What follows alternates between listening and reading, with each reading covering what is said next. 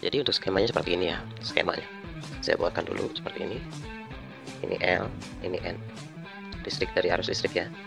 Dari arus listrik menuju ke, saya buat tadi ke termostat dulu ya. Termostat. Oke, ke termostat, dan setelah itu menuju ke timer ya, timer. Nah, 3 4 2 1, maksudnya di sini ya. Nah, di sini. Dan ini menuju ke kompresor ya, menuju ke kompresor. Oke, ini overload, dan ini kompresor. Oke, sudah. Mudah-mudahan cepat dimengerti dengan skema ini ya. Untuk kompresor. Oke, ini PTC, dan ini langsung ke listrik PLN,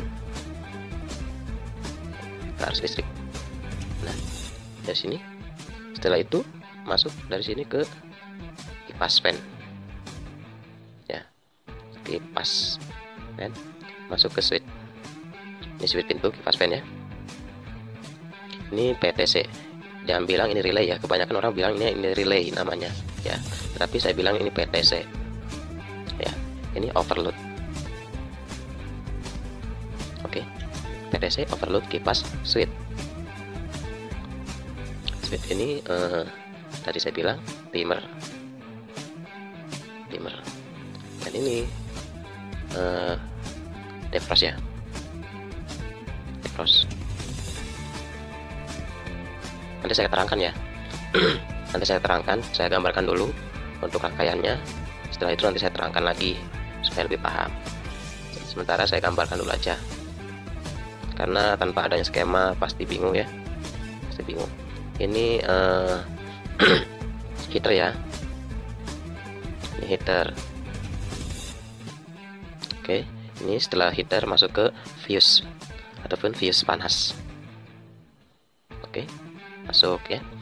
Ini kita bikin tadi itu lampu ya. Lampu penerangan di dalam kulkas, lampu. Masuk ke switch, dan masuk ke arus listrik lagi. Ini termostat ya. Nah, oke. Jadi rangkaian seperti ini ya, rangkaiannya. Ya, rangkaiannya seperti ini. Yang saya bikin ini timer ya, ini timer. Ini motornya supaya menghidupkan timer. Kalau motor ini putus, timer tidak akan bekerja ya, tidak akan bekerja. Oke, apakah sudah paham dengan skema yang saya buat ini?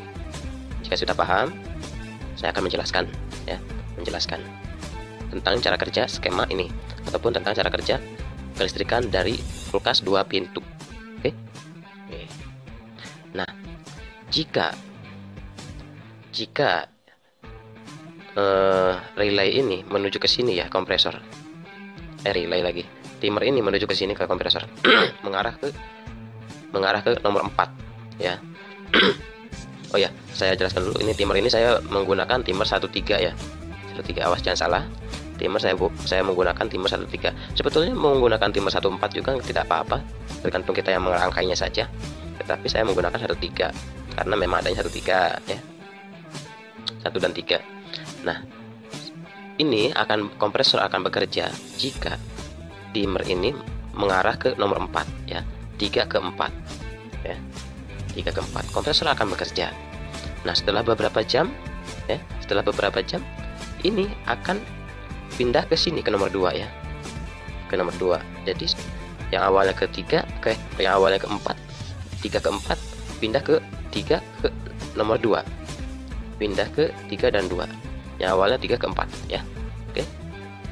Setelah beberapa jam ya, ini setelah beberapa jam pindah ke nomor 2. Dan jika pindah ke nomor 2, ini tidak akan bekerja ya. Semua yang ada di sini tidak akan bekerja. Oke, sudah paham ya? Dan ini akan bekerja, ini tidak akan bekerja, heater tidak akan bekerja sebelum ada penumpukan es di menutupi defrost ya. Sebelum ada penumpukan es menutupi defrost. Jika ada penumpukan es menutupi defrost, maka defrost secara otomatis akan on ya. Defrost secara otomatis akan on, dan mengaktifkan heater tabung ini, heater ini, pemanas ini, ya, mengaktifkan pemanas ini. Mengaktifkan pemanas ini ya, di sini. Jika defrost sudah on, maka heater akan mengaktifkan pemanas. Heater akan panas ataupun akan aktif ya, jika defrost on. Dan pencairan pun sedang dilakukan oleh heater ini. Pencairan ini lagi proses pencairan jika defrost ini sudah on ya. Jika tertutup oleh es ataupun penumpukan salju, maka defrost akan on, secara otomatis akan on karena tertutup dingin ya, tertutup dingin, maka akan on sendiri dengan sendirinya, dan heater akan bekerja untuk memanaskan, untuk mencairkan ya. Oke, dari sini sudah paham ya. Tetapi begini, jika ini tiga kedua ya, 3 pindah ke 2, awalnya 3 ke 4 ya, dan yang kedua 3 pindah ke 2, kan untuk beberapa jam ini akan berpindah sendiri ya, untuk beberapa jam. Ini berpindah, ini perkiraan ini 15 menit dari 3 ke 2 ini, perkiraan 15 menitan ya. Dan jika tidak ada penumpukan batu es ataupun salju, tidak ada penumpukan salju, tetap ini tidak akan bekerja. Jadi ini hanya pengaman saja ya, defrost ini hanya pengaman. Jika tidak ada penumpukan, tetap ini tidak akan bekerja, walaupun ini secara otomatis tidak aktif ya, mati ya, karena ini pindah ke 2. 3 pindah ke 2, ini tidak akan aktif ataupun tidak akan jalan ya, hidup. Tetapi ini juga sama, tidak akan hidup jika defrost ini tidak tertutup oleh salju. Oke, paham ya?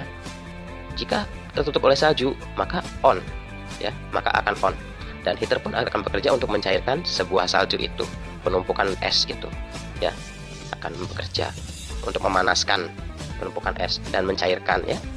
Oke, dari sini sudah paham? Jika sudah paham, saya akan menjelaskan fungsi dari termostat ya. dan fungsi dari termostat untuk menyesuaikan suhu yang kita inginkan ya. Termostat ini untuk menyesuaikan suhu yang kita inginkan. Misalkan suhu yang kita inginkan berapa derajat Celcius, kita putar saja ke nomor 1, 2, 3 sampai 6 ya. 1 sampai 6 ataupun 1 sampai 5. Kita putar saja suhu yang diinginkan. Jika suhu yang diinginkan sudah tercapai, maka termostat akan off ya, off, memutus, dan semua yang ada di sini tidak akan bekerja. Oke, tidak akan bekerja, tetapi suhu ruangan pada kulkas tetap dingin ya, karena masih ada sisa-sisa salju ataupun sisa-sisa dingin yang awalnya sudah dingin ya. Gitu. Ini akan off ya, akan memutus, dan termostat ini akan memutus karena tergantung kita settingnya ya, mau menyesuaikan mau berapa derajat Celcius ataupun dinginnya suhunya berapa derajat, tergantung kita setting di sini termostat. Jika termostat ini bekerja on ya, on, misalkan ini on ya, bekerja lagi, menyambung lagi, maka ini dari sini komponen ini akan bekerja, entah dari kompresor akan bekerja, entah dari defrost ataupun heater akan bekerja, tergantung ini. Oke, 3 ke 4 ataupun 3 ke 2 ya. Di sini sudah mengerti? Oke. Jika 3 ke 2 bekerja ke sini menuju ke 2, maka ini akan bekerja ya. Tetapi ini akan bekerja jikalau defrost sudah ditutupi oleh salju. Jadi ini untuk mengatasi ataupun mengatasi penumpukan salju ya. Defrost ini untuk mengatasi penumpukan salju. Jika salju sudah menumpuk, sudah tidak bisa ya, sudah menumpuk ya, maka di sini akan menutup, akan on ya, menyambung, dan heater akan bekerja. Oke, sekarang sudah mengerti ya. Nah, kipas ini kipas. Jika 3 dan 4 memutus, maka kipas akan mati juga ya, akan mati. Jika 3 ke 4 menyambung, maka kipas akan menyambung ya. Oke, sekarang kayaknya semua sudah jelas ya. Kalau lampu sih sudah, pastinya teman-teman di sini sudah mengerti ya lampu ya. Kalau lampu mah sudah mengerti, karena lampu mah cuman ini doang, switch pintu sama lampu. Kalau misalkan pintunya dibuka ya memutus, menyambung, dan lampu akan hidup ya, dan sebaliknya. Kalau lampu sudah mengerti ya, pasti teman-teman juga. Tuh, ini begitu cara kerjanya. Overload jika kompresor sudah mencapai panas, melebihi overload, melebihi panasnya, melebihi ya, terlalu panas, maka overload akan memutus ya, maka overload akan memutus dan kompresor akan mati. Jika overload on, maka kompresor akan on juga, akan hidup juga, ya. Oke, mungkin sampai di sini saja. Sudah mengerti ya teman-teman? Sudah pasti, saya yakin Anda mengerti, teman-teman sudah mengerti, dan mudah-mudahan skema ini bisa bermanfaat buat teman-teman di sini. Dan jangan lupa like and subscribe video saya supaya bisa berkembang dan supaya tidak ketinggalan video-video terbaru dari saya untuk perbaikan kulkas dan teori praktek perbaikan kulkas, ya, teori dan praktek. Kalau saya saya komplitkan semuanya, ya. Untuk pembelajaran saya komplitkan semuanya dari teori sampai praktek. Saya komplitkan, insya Allah, ya, untuk berbagi buat teman-teman di sini. Oke, sampai di sini saja. Jangan lupa subscribe, ya, di like dan subscribe. Sampai di sini saja kemungkinannya. Mudah-mudahan teman-teman pada sudah mengerti. Dan salam dari saya, Multiteknik Elektro Serang Banten. Wassalamualaikum warahmatullahi wabarakatuh. Terima kasih, ya.